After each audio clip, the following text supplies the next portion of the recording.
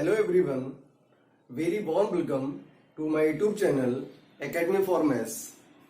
आज हम लोग बाइनोमियल थ्योरम से रिलेटेड जो प्रीवियस ईयर्स के एग्जाम में क्वेश्चंस जो पुट किए गए हैं उन क्वेश्चंस को लेकर के डिस्कस करेंगे और उन पर जो ट्रिक्स होगी, उन क्वेश्चंस की जो ट्रिक्स होगी उसको भी डिस्कस करेंगे। लेकिन अगर आपने इस चैप्टर का बेसिक क्लियर नहीं किया है तो अब आप इसकी प्लेलिस्ट में जाकर के बाइनोमियल थ्योरम का लेक्चर नंबर 1, 2 और 3 जाकर के उसको पहले देखें, इसके बाद आप इस लेक्चर को देखें तो आपको ज्यादा फायदा होगा, आप आसानी से क्वेश्चंस को कर पाएंगे। तो आज देखते हैं जो हमने क्वेश्चंस 18, 19 के सिलेक्ट किए हुए हैं वो क्वेश्चन कौन से हैं और उनको कैसे सॉल्व करेंगे। ओके,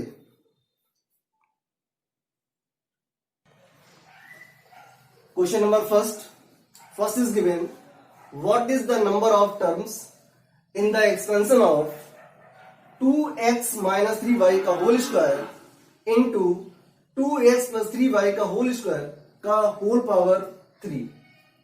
ये क्वेश्चन आपका एनडीए के 2019 में पूछा गया है और अगर आप प्लेलिस्ट में जाकर के वीडियोस को देखें तो आपको इस टाइप के क्वेश्चंस भी वहां पर मिलेंगे जो कि हमने शॉर्ट ट्रिक से या उसके जो बेसिक कॉन्सेप्ट पर डिस्कस किए गए हैं, सॉल्व किए गए हैं, उसमें मिल जाएंगे आपको।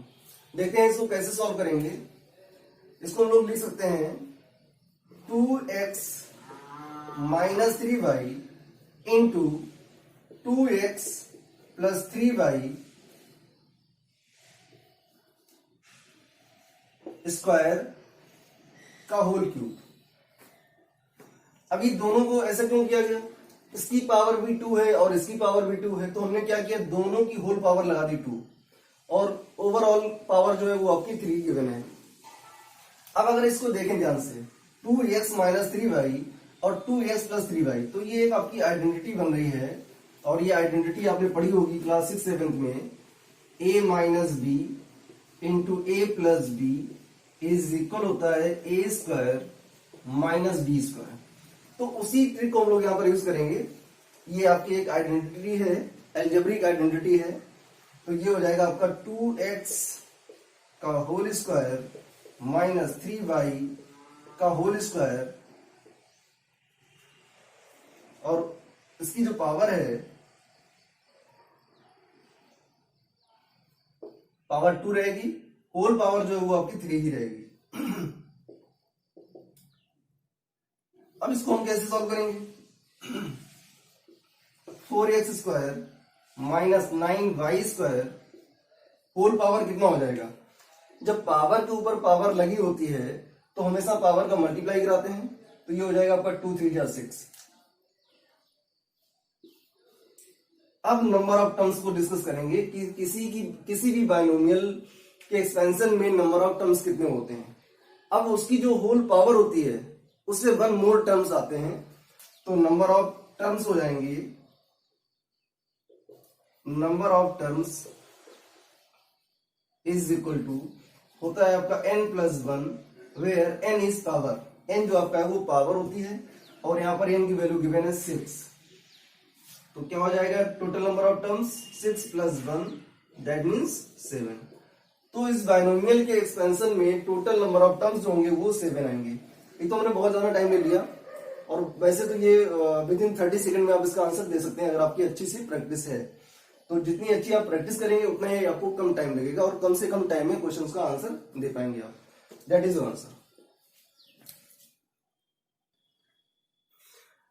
Now next question is, what is the greatest integer by which the number 5 to power 7 plus 7 to power 7 is divisible. ये आपका 2017 में एनडीए के एग्जाम में पुट किया गया था। अब देखते हैं ये जो क्वेश्चन जो दे रखा है ये 11th में आपने पढ़ा होगा प्रिंसिपल ऑफ मैथमेटिकल इंडक्शन, उसी पर बेस्ड ये क्वेश्चन है और आपने इस टाइप के बहुत सारे क्वेश्चंस वहां पर सॉल्व किए होंगे, लेकिन हम यहाँ पर आपको एक शॉर्ट ट्रिक से सॉल्व करके बताएंगे और उसको बहुत ही अच्छे से बोलते हैं PMI, principle of mathematical induction. तो अगर आपको पीएमआई बहुत अच्छे से क्लियर नहीं है तो आप उसको भी प्लेलिस्ट में जाकर के पहले उसको देखें, इसके बाद इसको आप सॉल्व करें तो ज्यादा अच्छे से आपको क्लियर होगा। देखिए इसको कैसे करेंगे। अगर आपका क्वेश्चन गिवन है a to power n plus b to power n where n is odd and same, then a to power n plus b to power n is divisible by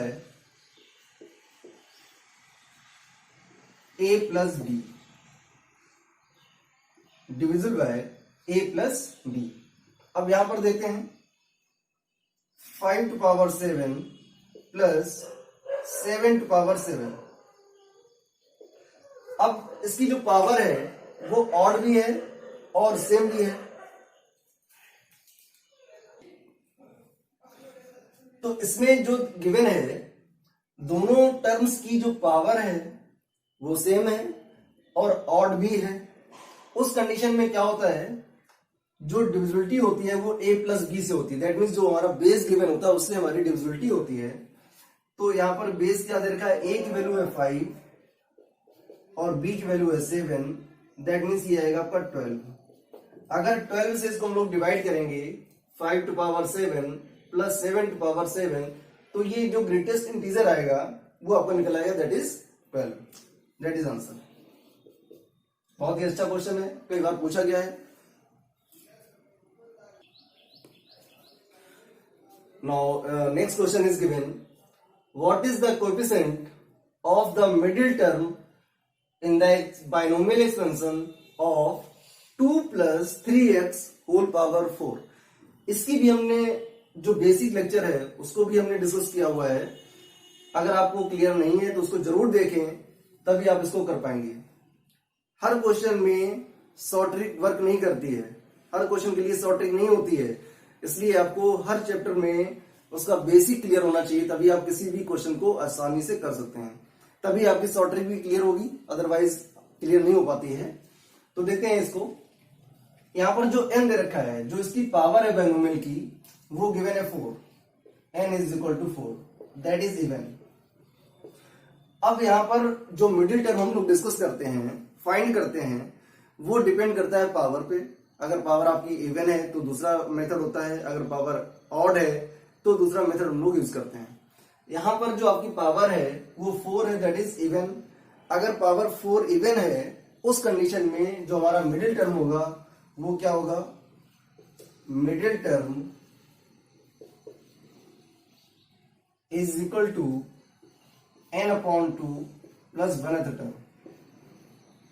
क्या मिलेगा आपको, n की value 4 given है तो 4 upon 2 plus 1, 2 to जा 4, 2 plus 1 3, तो ये आएगा आपका थर्ड टर्म। जो आपकी सीरीज होगी उसका जो थर्ड टर्म होगा वो इसका मिडिल टर्म होगा। तो कैसे निकालेंगे, और सुपर डुपर ट्रिक जो आपकी होती है, सुपर डुपर जो फार्मूला होता है दैट इज जनरल फार्मूला, और उसको हम लोग लिखते हैं TR plus 1 is equal to NCR A to power n minus r B to power r। ये होता है a plus B whole power n। अगर बाइनोमियल आपकी गिवन है a plus B whole power n, तो उसका जनरल टर्म जो होता है वो होता है NCR TR plus 1 is equal to NCR A to power n minus r into B to power r। a आपका होता है फर्स्ट टर्म, b होता है आपका सेकेंड टर्म। फर्स्ट टर्म की जो पावर है वो n माइनस r होती है, और जो b होता है उसकी टर्म r रहती है। तो ये जो थर्ड टर्म निकला हुआ है उसको हम लोग चेक करेंगे r प्लस 1 के फॉर्म में, देखते हैं क्या होता है। r plus 1 is equal to 3 को हम लोग क्या लिखेंगे, इसको लिख सकते हैं 2 प्लस 1। r प्लस 1 की वैल्यू गिवन है 3, तो इसको हम लोग r प्लस 1 के फॉर्म में जब पुट करेंगे तो मिलेगा आपको 2 प्लस 1। या फिर ऐसे कर सकते हैं, यहां से r की वैल्यू निकाल दो तो r की वैल्यू मिलेगी 2। अब इसी फॉर्मूले को हम लोग देखते हैं। ये लिखा हुआ TR प्लस 1, और TR प्लस 1 की वैल्यू कितनी है, 3 है, तो T 3 हो जाएगा।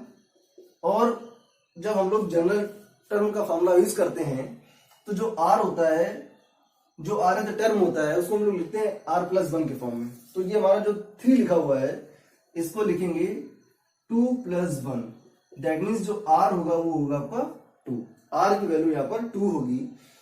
n आपका गिवन है, n की वैल्यू गिवन है 4, ये गिवन है।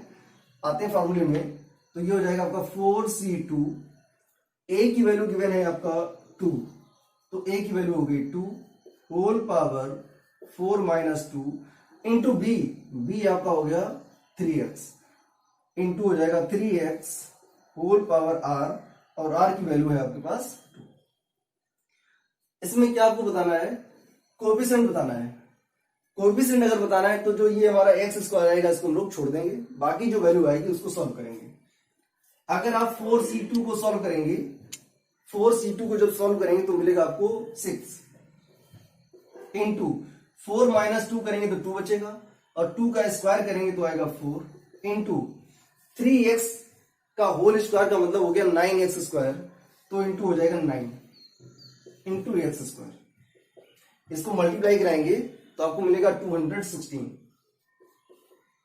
x², और आपको बताना है केवल कोएफिशिएंट, तो कोएफिशिएंट हो जाएगा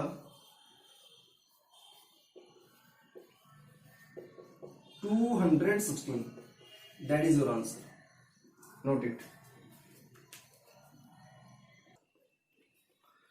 Now next question is given, what is the number of terms in the expansion of 1 plus 3√3 x whole power 13 plus 1 minus 3√3 x whole power 13। ये आपका 2018 का क्वेश्चन है।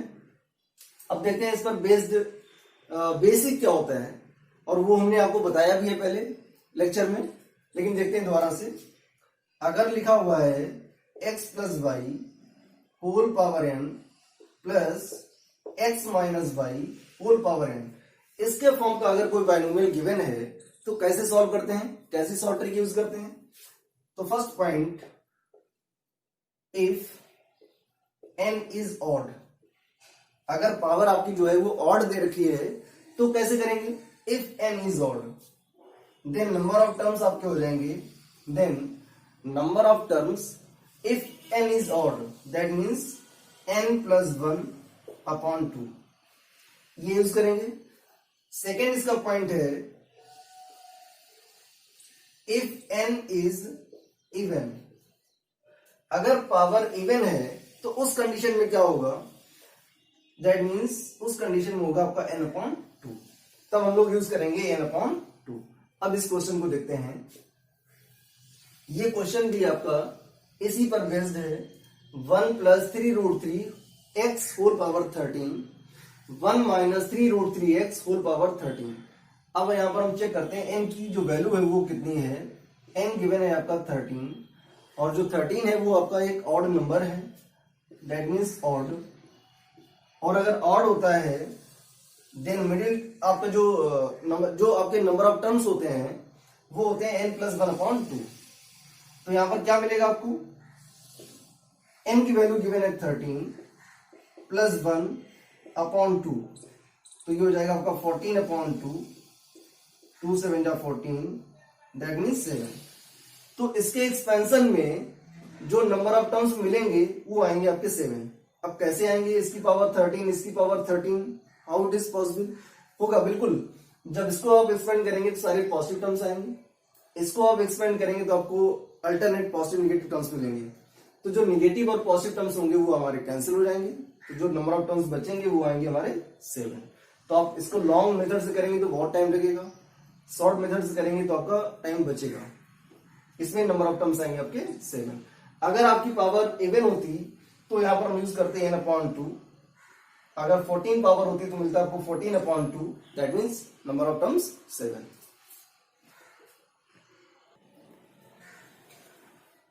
Now next question is given, in the expansion of 1 plus x whole power 43, if the coefficient की बात हो रही है, if the coefficient of 2r plus 1th term and r plus 2th terms are equal, then what is the value of r where r does not equal to 1।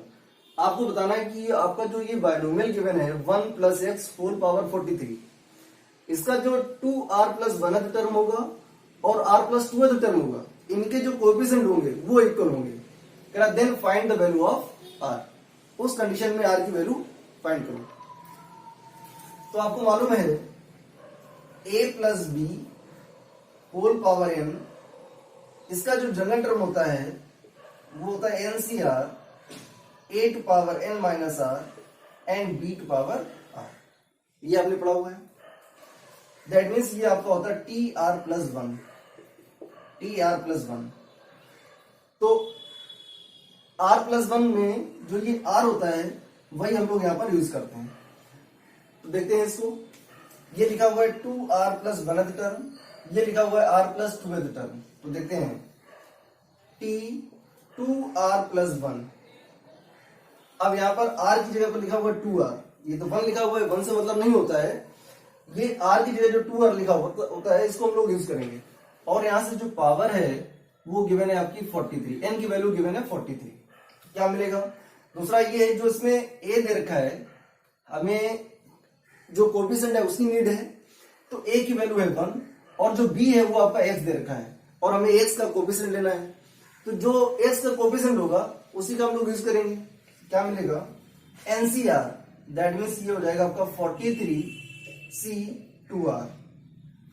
a की value जब यहां 1 put करेंगे तो a की कितनी भी power लगाएंगे वो आपका 1 ही रहेगा। b हमारा क्या है? x है और हमें x का जो कोएफिशिएंट है उसकी नीड है, तो x का जो कोएफिशिएंट है वो क्या मिलेगा हमको? 43C2R। आगे वाले टर्म हम छोड़ देंगे। इसके बाद हमारे पास आएगा r प्लस 2। r प्लस 2 का मतलब हो गया TR प्लस 2। अब यहां पर 2 लिखा हुआ है और होता क्या है? r प्लस 1 होता है, तो इसको प्लस 1 में ब्रेक करेंगे। क्या मिलेगा? r plus 1 plus 1 is equal to, अब हम लोग r की जगह पर r प्लस 1 को यूज करेंगे, r की जगह पर r प्लस 1 को यूज करेंगे। तो क्या मिलेगा? 43C r plus 1। बाकी आपका वही रहेगा, a की वैल्यू 1 है और b की वैल्यू x है और हमें x के कोएफिशिएंट की नीड है। अब उसने बोला हुआ है कि 2r plus 1th and r plus 2th के जो कोएफिशिएंट है वो इक्वल है, तो कोएफिशिएंट को इक्वल करा देते हैं। क्या मिलेगा? T2r plus 1 is equal to TR plus 2। Value देते हैं 43C2R is equal to 43C, ये लिखा हुआ है आपका r plus 1।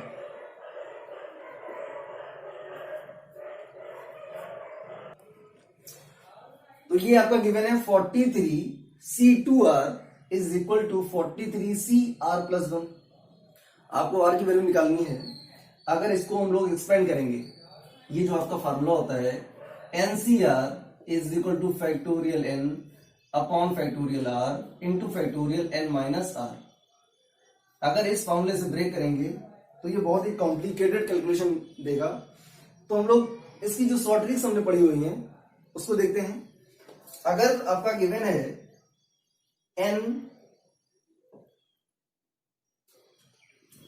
NCP is equal to NCQ, NCP is equal to NCQ, तो इसको कैसे सॉल्व करते हैं?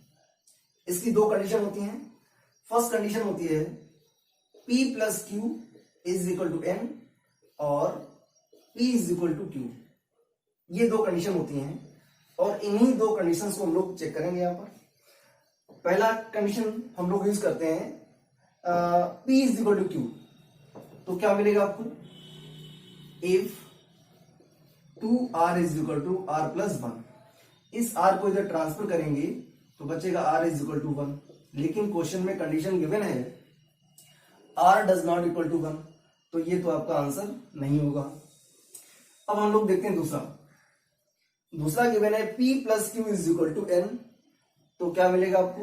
P की वैल्यू गिवन है 2r प्लस Q और Q की वैल्यू गिवन है r plus 1 is equal to N और N की वैल्यू गिवन है 43। तो ये मिलेगा आपको 43। 2r प्लस r करेंगे तो हो जाएगा 3r plus 1 is equal to 43। इस 1 को उधर ट्रांसफर करेंगे तो 3r इज इक्वल टू हो जाएगा 43 माइनस 1, दैट मीन्स आएगा 42.